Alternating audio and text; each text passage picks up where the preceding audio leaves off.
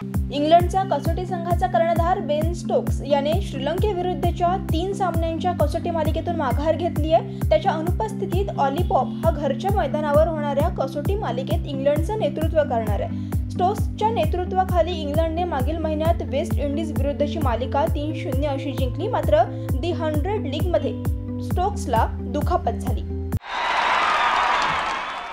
Tokyo आणि Paris या दोन्ही ऑलिम्पिकमध्ये ब्रॉन्झ पदक पटकावत दैदिप्यमान कामगिरी करणारा भारताचा पुरुष हॉकी संघ 2028 मधील लॉस एंजेलिस ऑलिम्पिकमध्ये सुवर्ण पदक पटकावू शकतो असा विश्वास माईक हॉर्न यांनी व्यक्त केलाय. तसेच देशाचे केंद्रीय क्रीडा मंत्री मनसुख मांडवीय यांनी 10 सप्टेंबर आधी ब्रॉन्झ पदक विजेत्या हॉकीपटूंची भेट घेणार असल्याचं स्पष्ट करत लॉस एंजेलिस ऑलिम्पिकमध्ये सुवर्ण पदक पटकावण्याची ही योजना आखण्यात येणार आहे असंही त्यांच्याकडून स्पष्ट करण्यात आलंय. श्रीलंका दौऱ्यानंतर भारतीय संघ 19 सप्टेंबर पासून घरच्या मैदानावर आंतरराष्ट्रीय क्रिकेट सामने खेळणार आहे. भारत बांगलादेश यांच्यातल्या कसोटी मालिकेतून टीम इंडियाचा घरच्या मैदानावरील 2024-25 या वर्षाचा हंगाम सुरू होणार आहे. पण भारतीय क्रिकेट नियामक मंडळाने आज त्यात बदल करण्यात येत असल्याचे जाहीर केले. भारत आणि बांगलादेश यांच्यातली पहिली T20 मॅच 6 ऑक्टोबरला धर्मशाळा येथे आयोजित केली होती. परंतु हिमाचल प्रदेश क्रिकेट असोसिएशनने स्टेडियमच्या नूतनीकरणास सुरुवात केल्यामुळे हा सामना ग्वालियर येथे खेळवण्यात येणार आहे. पॅरिस ऑलिम्पिक 2024 स्पर्धा नुकतीच पार पडली. या स्पर्धेतील भालाफेक प्रकारात सुवर्ण पदक पाकिस्तानच्या अरशद नदीमने जिंकले. त्याच्यासाठी अनेकांनी बक्षिसं देखील घोषित केली आहेत. पाकिस्तानमधील पंजाब प्रांतच्या मुख्यमंत्री मेरियम नवाज यांनी देखील याला मोठं बक्षीस दिलंय. त्यांनी याच्या गावी मिया चन्नू येथे जाऊन पाकिस्तानी चलनानुसार 10 कोटींचा चेक आणि होंडा सिविक ब्रँडची कार भेट दिली आहे आणि या कारचा 92.97 असा स्पेशल रजिस्टर्ड नंबर आहे. याच अंतराने नदीमला सुवर्ण पदक मिळवून दिलंय.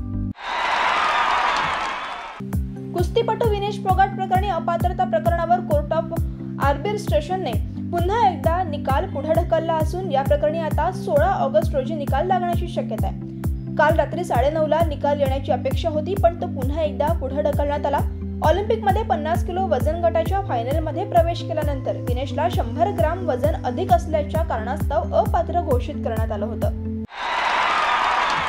ICC T20 वर्ल्ड कप 2024 स्पर्धेत आपली छाप सोडणाऱ्या यजमान USAने सातत्यपूर्ण कामगिरी सुरूच ठेवली आहे. USAने ICC cricket world cup league स्पर्धेत कॅनडावर रंगतदार झालेल्या सामन्यात 14 धावांनी मात करत विजयी सुरुवात केली आहे. USAने कॅप्टन मोनांक पटेल याच्या शतकी खेळीच्या जोरावर कॅनडाला विजयासाठी 305 धावांचं तगडं आव्हान दिलं होतं. मात्र कॅनडाने या धावांचा पाठलाग करत असताना चिवट झुंज दिली.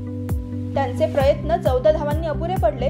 कॅनडाला 50 ओव्हरमध्ये 9 विकेट्स गमावून 290 धावांपर्यंतच मजल मारता आली आणि USAने यासह या स्पर्धेत विजयी सुरुवात केली. भारताविरुद्ध सलग 2 कसोटी मालिकेतील पराभवानंतर ऑस्ट्रेलियाकडून स्वतःला सिद्ध करण्यासाठी बरंच काही असेल. त्यामुळे पॅट कमिन्सच्या नेतृत्वाखालील यावर्षी नोव्हेंबर-डिसेंबरमध्ये होणाऱ्या 5 सामन्यांच्या बॉर्डर गावस्कर करंडक स्पर्धेत ऑस्ट्रेलियाचा संघ 3-1 असा विजय मिळवू शकतो, असे ऑस्ट्रेलियाचे माजी क्रिकेटपटू रिकी पॉन्टिंग यांनी सांगितले. भारताने ऑस्ट्रेलियाला गेल्या 2 दौऱ्यांमध्ये कसोटी मालिका 2-1 अशा फरकाने जिंकली होती. आता 2 नोव्हेंबर पासून सुरू होणाऱ्या 5 कसोटी सामन्यांच्या मालिकेसाठी भारत जागतिक कसोटी क्रमवारीत अग्रस्थानी असलेल्या ऑस्ट्रेलियाचा सामना करणार आहे. न्यूझीलंडचा माजी फलंदाज जॉर्ज वर्कर यांनी वयाच्या 34व्या वर्षी व्यावसायिक क्रिकेटमधून निवृत्तीची घोषणा केली आहे. त्याने गुंतवणूक सेवा फर्ममध्ये नोकरी करण्याची ऑफर स्वीकारली आहे. वर्करने त्याच्या अल्पशा आंतरराष्ट्रीय क्रिकेट कारकिर्दीत 10 वन डे आणि 2 T20 हे सामने खेळले आणि त्यात अनुक्रमे 272 आणि 90 धावा केल्या आहेत. 2015 मध्ये त्याने झिम्बाब्वे दौऱ्यावरून T20 पदार्पण केलं आणि हरारे येथे 38 चेंडूंमध्ये 62 धावा करून मॅन ऑफ द मॅच हा पुरस्कार देखील जिंकला.